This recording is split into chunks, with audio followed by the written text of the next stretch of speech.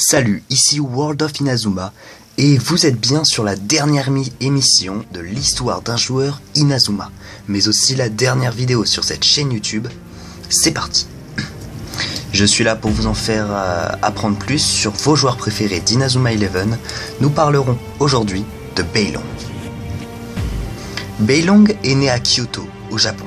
Alors qu'il n'est âgé que de 5 ans, Beilong s'avère être un véritable génie du football, en brillant notamment dans l'équipe junior de Kyoto.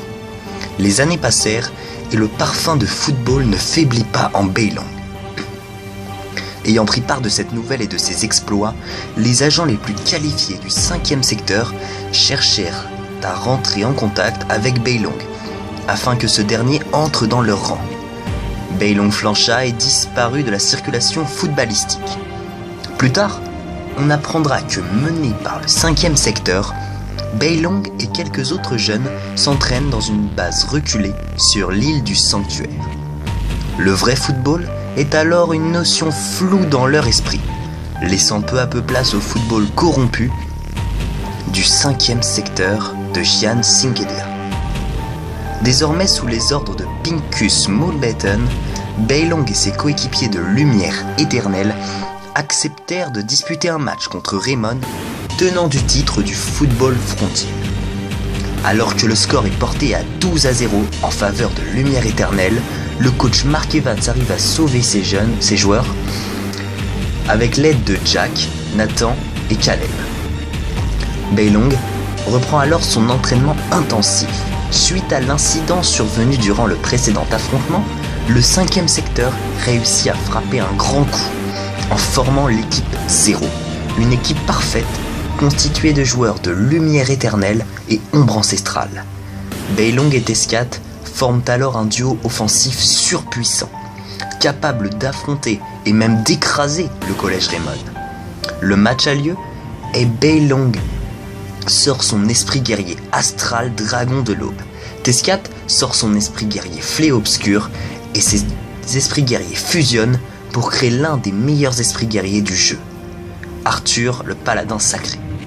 Au cours de ce match d'anthologie, Beilong retrouvera goût pour le foot grâce à Arion, Victor et Tescat. Le match se termine sur un score de 5 partout.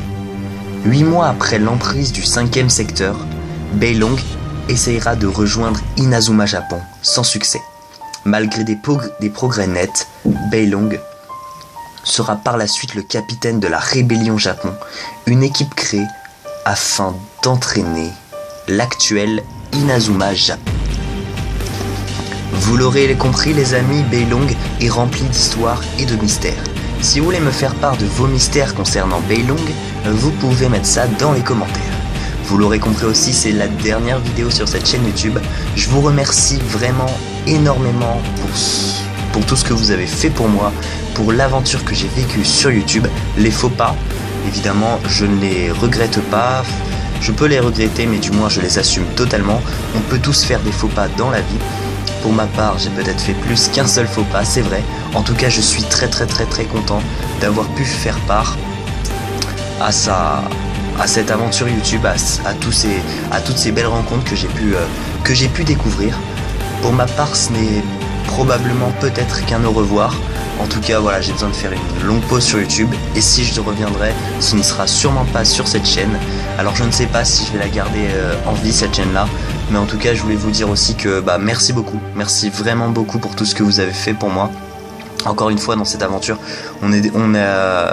j'ai finalement décidé d'arrêter YouTube sur cette petite note de 100 abonnés. Alors c'est vraiment pas mal du tout. Je suis très fier des progrès que j'ai fait en termes de montage, des progrès que j'ai fait en termes de vidéos, tout ça. Et je suis vraiment content d'avoir pu me lancer dans cette aventure avec vous. Et aussi je suis très content d'avoir pu la terminer aussi avec vous. Cette dernière vidéo sur Beilong, beaucoup de gens me l'ont réclamé, c'est vrai, parce que c'était un joueur qui était un peu, voilà quoi, qui était surpuissant dans leur esprit, qui voulait que je fasse, et voilà, je l'ai fait.